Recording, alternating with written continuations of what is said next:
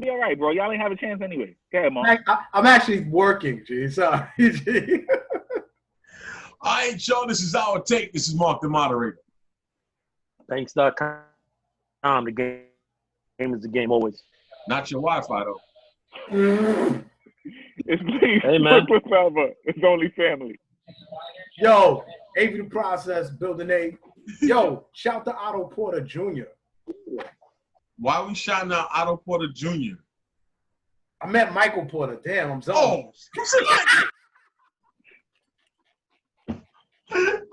Yo, listen, y'all. This is unscripted, totally organic. We just come off the cuff, man, because I just got lost in that one right there.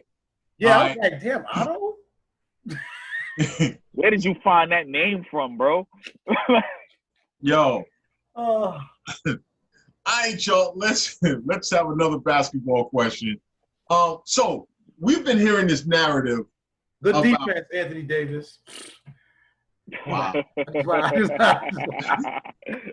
We've been hearing this narrative that the West and versus the East always one is weaker than the other. And at this point, has this changed now that the West is now a weaker conference than the East is? All right, so I'm gonna say it. So that whole West thing and East thing, you know, it was a narrative to lower the bar for LeBron James. Let's keep it a bar. Lower it or higher it? No, it's lower. It's because now that LeBron, all right, no, you're right, higher. Oh, okay. Thank you. Sorry. Yeah. Wait a minute, I'm confused. It was just to discredit LeBron, right? When he was in the East, the East was weak. That's why you do this. That's why you do that. But now Greek Freak is getting praised for doing the same thing in the East. And y'all know how I say, right? In the East, there's only a handful of good teams. So you're playing a bunch of bad teams. You can put up stats on these bad teams every night. And that's where I think LeBron greatness is shown, especially in the playoffs, because even when he lost, he still put up remarkable numbers, where last year in the playoffs, we've seen Greek Freak struggle once he had to play a good team and they were able to game plan just for him. But yeah, I think the narrative is changing. It's changed because LeBron is gone. It has a LeBron effect. Banks, you okay? You having a stroke? Nah, man. Is the East weaker? Is that what the question is?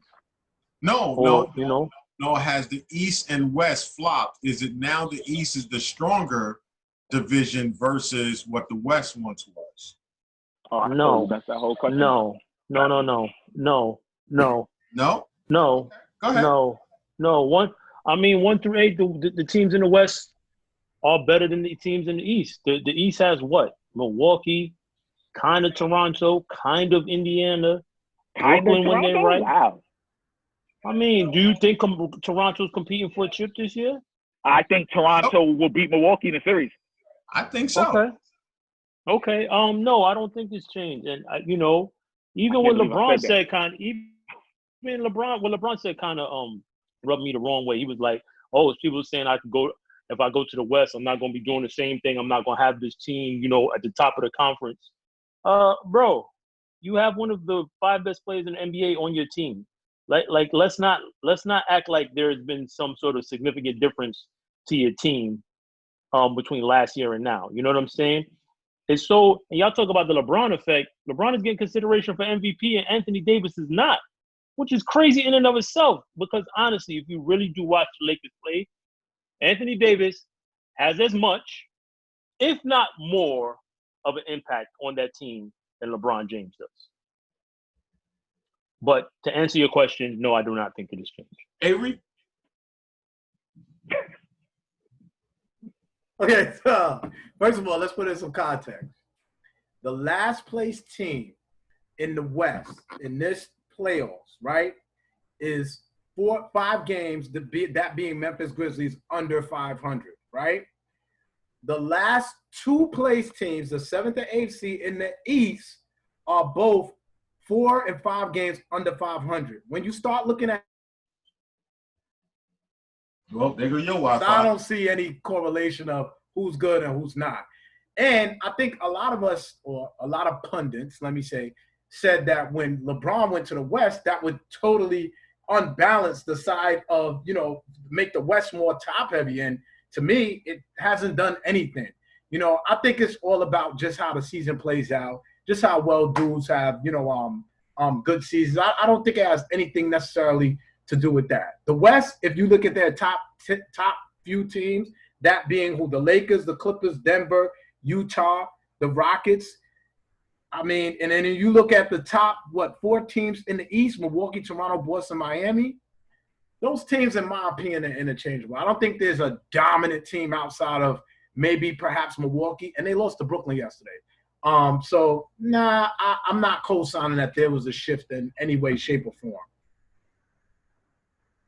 Okay, I'm going to say this. It's funny how it has moved now that LeBron is in the West. And Banks, just to let you know, last year the Lakers was vying for the playoffs before LeBron went down and missed those 19 games. So just want to throw that out there. But at the same token, the West to me has still on protection agency is open. The West is still the stronger conference because they have, out of the top 10 players in this league, I think it's 7 of them, I would say, is in the West right now. So you really only have 3 top players in the top 10 in the East. So, but I gotta stop you right there, Mark. I gotta stop you. Don't we're say talking about players in the top 10. Don't say you talking about players though. We talking about team though, Mark, not player. We talking about team. No, I got it. But if you're talking about talent and going up against talent, the talent when you break down the top 10, the top 10, 7 of them is in the West. So talent-wise, what I'm talking about, when you got Anthony Davis. All right, so fine, Mark. I give you that top 10, but then if you look at like the younger players and stuff like that, like the East, when it comes to young players, are stacked. So I just think like that one player don't really make a difference, man. We gotta put the whole we gotta put the whole thing together. So let me ask you a question. When you're talking about talent and talking about team, is Philadelphia more of a talented team, or they have more talented players?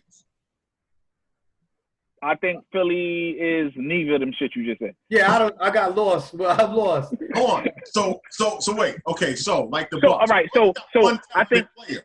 Am I right or wrong? Who? The Bucks. No, I think the Bucks got several talented players. They have one superstar, but they have several talented players. All right, so team-wise, give me your talent, your top 10 in the East that are talented teams. How many do you have? Out of, I think, let me see if I got it right, it's 15 teams in the East. Talented teams? You want 10 talented teams? No, I said give me your top talented teams in the East. Talented teams in the East. You know what's so crazy? All right. This is becoming like an SAT question. I'm getting right. This shit is mad wild. I was doing all this. I'm sorry that I'm asking y'all to think. Maybe it's my fault. Okay. No, it's Milwaukee, Brooklyn when they right. Hold on. You can't say Brooklyn right now.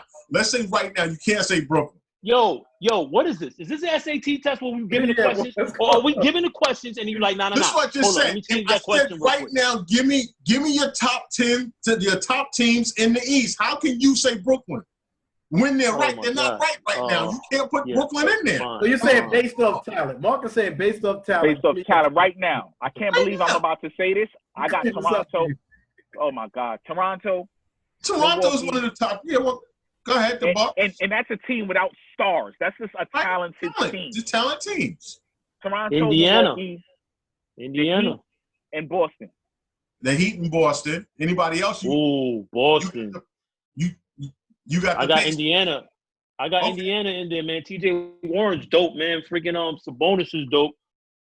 George Hill's okay. They got some talent on that squad. Victor, he's good. I guess I can't. I got. That's like 5 teams.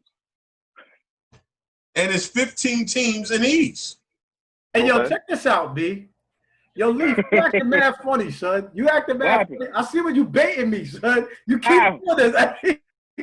You keep What I do, bouncing bro? on Philly. Yo, you keep saying me. One of the talented teams. Yo, stop They're doing not talented. They're not a talented team. No, they're a talented team. They have a bum coach. Don't do that, man. Don't do that, man. Yo, stop taking personal shots at Brett Bound, man. He's a great coach, man. Give him his props.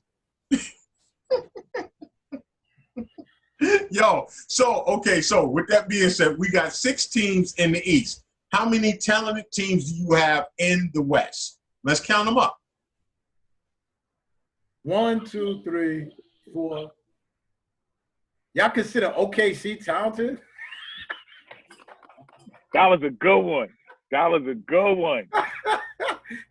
No, honestly, you got about 6 talented teams, 7 talented teams in the West. Nah, yeah. Because I'm not going to lie. Dallas is a talented team, son.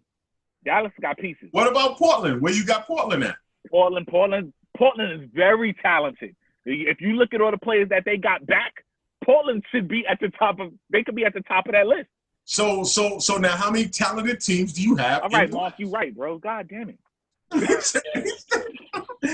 Yo, I'm just again. If you want to break it down to team, if you want to break it down to players, at the end of the day, the West Turn this light on. Is the more tougher conference out of the two, but the narrative is Greek Freak is doing more and is getting more props because even though he's in the East, which has changed, that's not normally the actual narrative. It's a different narrative now. I'm just saying that some of that stuff cancels each other out. So we could talk about talented teams all day, but these guys play each other more often, obviously, than they play Eastern Conference teams. So when you look at it from that standpoint, we could call them talented, but at the end of the day, all that matters is your record. You know what I mean? Are you making the playoffs? I think that's the most crucial thing. Are they more difficult than the East? We don't know. They don't play each other as frequently. And I would like to see what some of the top teams in the East records are versus the top teams in the West. That's how you kind of get more of a barometer of who's, you know what I mean? Like who's what and who's holding that kind of weight when it comes to talent. I don't think you can necessarily base it entirely off just looking at a roster. Because again, they cancel each other out. So Avery, would you say that? Let me just ask a question because I'm just going off of what the narrative used to be. We always said the East was a weaker conference, just like right now. When you look at certain sports, there's a certain division that's always looked at as being weak. It has always been the East. I just showed you that the East right now is just as weak as it's ever been. So why is it now that it's different we can't say that the West is a stronger conference? But I think you base the East being weak off of what we deem to be talented teams and not necessarily who makes the playoffs and who wins what. I think that's what you're basing it on. No, but Avery, I kind of agree with Mark because you got 3 teams that are under 500 that is in the top 8. Right. So no. There's 2 teams in the East that's under 500. Okay, 2 1 teams. team in the West. Okay, I was just trying to show you the similarities. I got you. But those 2 teams out of 8 is in the playoffs, and they got under 500 records. Right. So that makes them weaker. That's why I said the narrative has always been that the East has been a weaker conference until now. All of a sudden, that's not the case. The narrative has changed. That's my point. Oh, I see what you're saying. But technically, the narrative is the same. That's right. It should be. Technically, the narrative is the same. It should be because once again. So on that note, thank y'all for tuning in, man. We appreciate it, man. This is Our Take. Get your merch. All right, check us out. Merch, y'all. Light on, man.